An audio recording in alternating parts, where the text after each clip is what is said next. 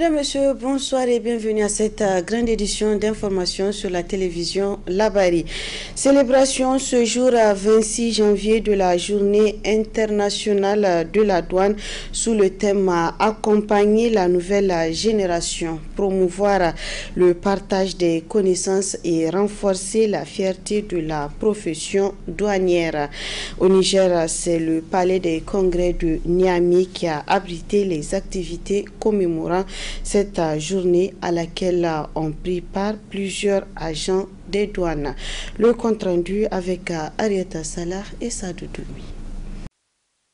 Accompagner la nouvelle génération, promouvoir le partage de connaissances et renforcer la fierté de la profession douanière, c'est sur ce thème que les agents de douane du Niger ont célébré cette journée internationale de la douane.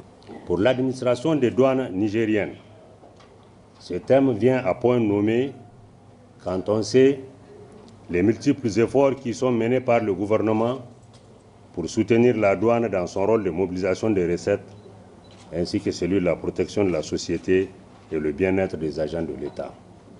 Si le partage de connaissances fait l'objet d'une préoccupation particulière de l'Organisation mondiale des douanes, c'est parce que tout simplement la qualité des ressources humaines d'une administration reste profondément liée à la formation, à l'information et à la sensibilisation du personnel. À ce sujet, la Direction générale des douanes a, à travers plusieurs initiatives, mené des actions de formation en faveur de son personnel et même de ses partenaires. Par ailleurs, il y a lieu de le souligner, le développement du partenariat avec le secteur privé et les autres administrations publiques nous place au rang des administrations citoyennes qui œuvrent pour le bien-être collectif. Cette célébration de la journée internationale de la douane sous ce thème fait réjouir le secrétaire général du ministère des Finances, en ce sens qu'il est consacré aux préoccupations d'ordre socio-professionnel. Le choix d'un tel thème permettra sans aucun doute à l'administration des douanes de se pencher résolument sur l'enrichissement du capital humain à travers la formation, l'information et à l'encadrement de la nouvelle génération afin de créer un modèle de douanier respectueux des règles d'éthique et de déontologie tout en ayant le désir pour l'utilisation de nouvelles technologies. Les douaniers de demain serait donc celui qui maîtrise la fonction douanière et qui fait la fierté de son administration à travers ses comportements et son aptitude à influencer positivement les autres. Cette journée spéciale pour toute la communauté douanière est mise à profit par l'administration pour récompenser les 15 meilleurs vérificateurs des douanes nigériennes suite à l'instauration de contrats de performance et la remise d'un appareil électrocardiogramme à la mutuelle par l'Association internationale des douaniers francophones. Hier, mercredi 25 janvier 2023, l'école de la police a servi de cadre pour la cérémonie officielle de remise des moyens roulants à l'institution policière nigérienne. La donation rentre dans le cadre d'un projet de Toyota à travers sa représentation en collaboration avec l'ambassade du Japon au Niger. Le compte rendu avec Boubacar Ibrahim et Sadou Doumi. La police nationale nigérienne vient ainsi, à travers cette cérémonie, d'être dotée d'un important lot de matériel roulant pour la mobilité effective de ses actions. Cette importante donation en effet la matérialisation de la première phase d'un projet initié depuis 2018 par Toyota Tsusho Corporation à travers son représentant au Niger, Sanusi Issifou Meyana. Ce dernier est parvenu à rendre ce projet évident pour sa patrie grâce au soutien du président de la République Bazoum Mohamed, alors ministre de l'Intérieur, et grâce à la disponibilité sans précédent de l'actuel directeur général de la police qui a cru en son pragmatisme. Et c'est au conseiller à l'ambassade du Japon au Niger qu'il est donné de représenter le gouvernement japonais à cette cérémonie. Le projet qui nous réunit aujourd'hui a pour objectif de renforcer la mobilité et d'élargir le champ d'action de la police nationale par le déploiement de véhicules dans les lieux clés pour la sécurité des zones ciblées. Cela renforcera la capacité opérationnelle du gouvernement du Niger à maintenir l'ordre public et en particulier contribuera de manière significative à la stabilité des régions exposées à la menace constante d'incursion de l'extrémisme violent. Faisant part de sa gratitude à l'endroit du gouvernement japonais, le ministre de l'Intérieur nigérien n'a pas manqué de faire la répartition du lot ainsi acquis. En mettant à notre disposition ce matériel composé de 34 véhicules Toyota équipés, chacun de moyens de communication et de 34 lots de pièces de rechange pour une valeur totale de 300 millions de yens japonais, soit environ 1,5 milliard de francs CFA, vous contribuez au renforcement des capacités de mobilité des unités de la police nationale engagées dans la lutte contre le terrorisme et la criminalité transnationale organisée. Cet important lot de véhicules est réparti comme suit: 18 pick-up monocabines d'intervention, 4 pick-up monocabines d'escorte, 4 pick-up double cabine, 4 stations-wagons et 4 véhicules de déferrement. C'est le lieu de témoigner toute la gratitude du gouvernement nigérien pour ce geste de haute portée. Au nom du gouvernement de la République du Niger, je vous réitère mes sincères remerciements et vous rassure du très bon usage qui en sera fait pour l'atteinte des objectifs communs que nous nous sommes fixés. Je profite également de cette opportunité pour saluer et féliciter M. Issoufou Sanoussi Mayana, point focal de la société Toyota Choucho Corporation au Niger, pour sa contribution dans l'aboutissement de la première phase de ce projet. D'une valeur de plus d'1 milliard de francs CFA, cet important appui du gouvernement japonais au gouvernement nigérien vient renforcer les liens de coopération qui unissent déjà les deux pays. Pour ainsi parvenir à l'aboutissement de ce projet, Sanoussi Issoufou Mayana avait eu à ses côtés la collaboration de Konakagawa, de Mme Ebata et d'Ohashi, a rappelé enfin que pour féliciter le dévouement de ce fils du Niger, le président de la République Bazoum Mohamed a décoré Sanoussi Issoufou Mayana le 18 décembre dernier de l'ordre du mérite du Niger pour service rendu à la nation.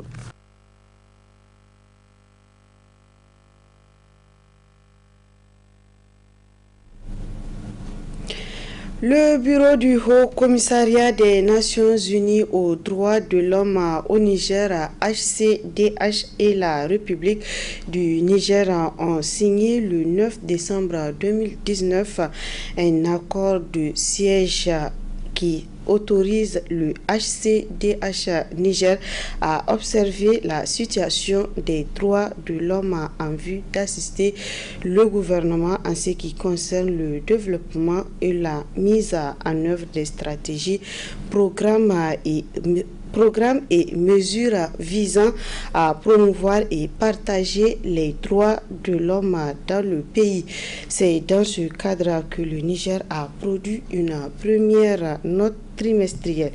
Recevez le contenu avec le représentant résident du HCDH au Niger. De l'ensemble de ces activités, grâce à son large réseau de partenaires locaux, le HCDH Niger a enregistré 351 cas de violation et d'atteinte aux droits de l'homme pendant la période considérée. Sur l'ensemble des cas documentés, 349, soit 99,43%, sont des atteintes aux droits de l'homme commises par les groupes non étatiques issus du GSIM, de l'EIGS, d'individus armés non identifiés. Les violations et atteintes aux droits de l'homme et les violations de droits internationaux humanitaires concernent principalement les atteintes à la vie. On a dénombré 104 cas d'atteinte aux droits à la vie. Les enlèvements, 167 cas.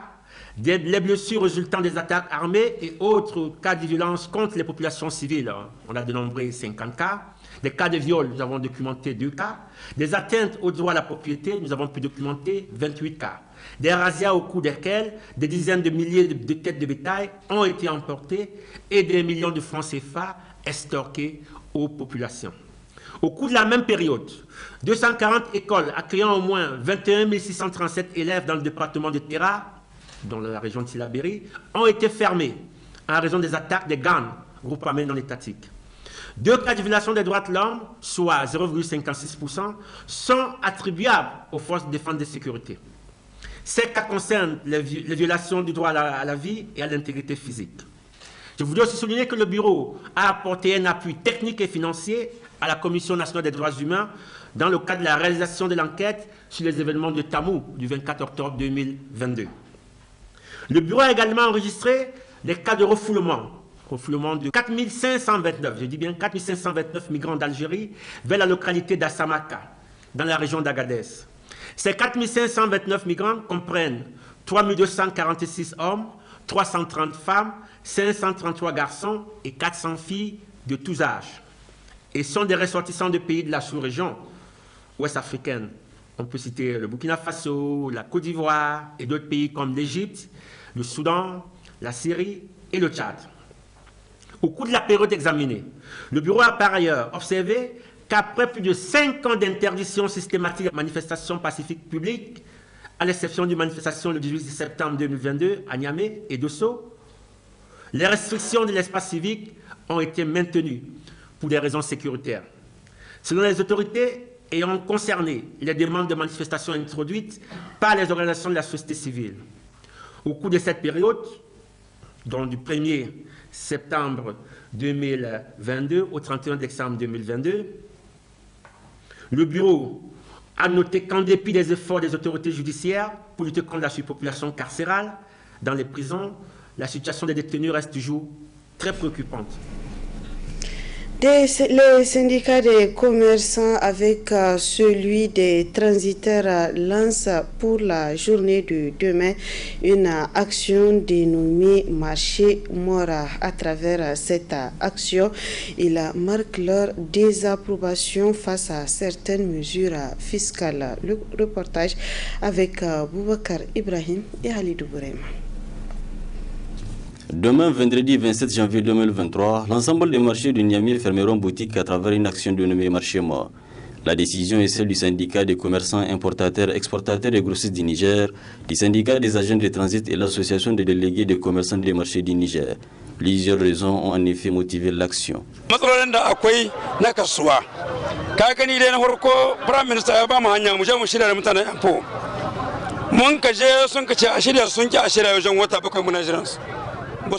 Nous avons plusieurs raisons qui ont motivé cette action. Chaque jour, c'est de nouvelles augmentations. Et c'est pourquoi nous appelons tous les commerçants de Niamey à observer cette action.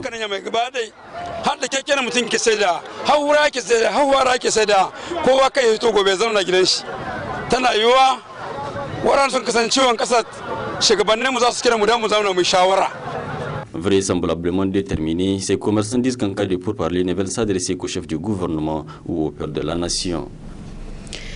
Trop prisé en cette période de fraîcheur par la population, le beurre de karité est revendu par les femmes au marché. D'où vient-il et quelle est son utilité? Élément de réponse dans ce reportage signé Nafissatou Yahya et Abouakar Souley.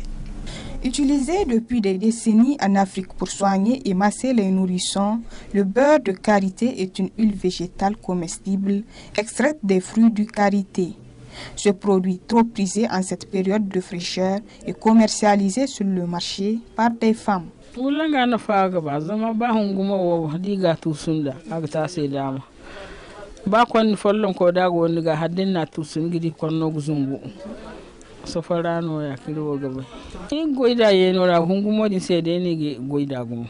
Le beurre de karité a beaucoup d'utilité, surtout pour les enfants en cette période de fraîcheur. Il aide beaucoup contre le rhume et est utilisé deux fois pour la cuisine et les soins de cheveux.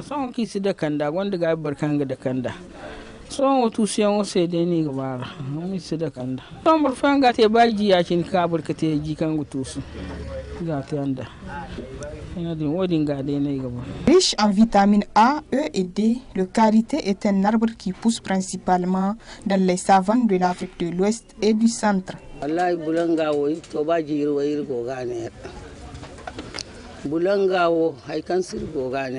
aliberi no gazan no ga bor kul kanna tu sun ga hamo ga kani to bora sima masal kul no bora sama ga hamora. Ça fait plus de 10 ans que je vends le beurre de karité. Il est utile pour les enfants et même pour les grands. Ce beurre nous vient du Burkina Faso, du Bénin ou du Togo.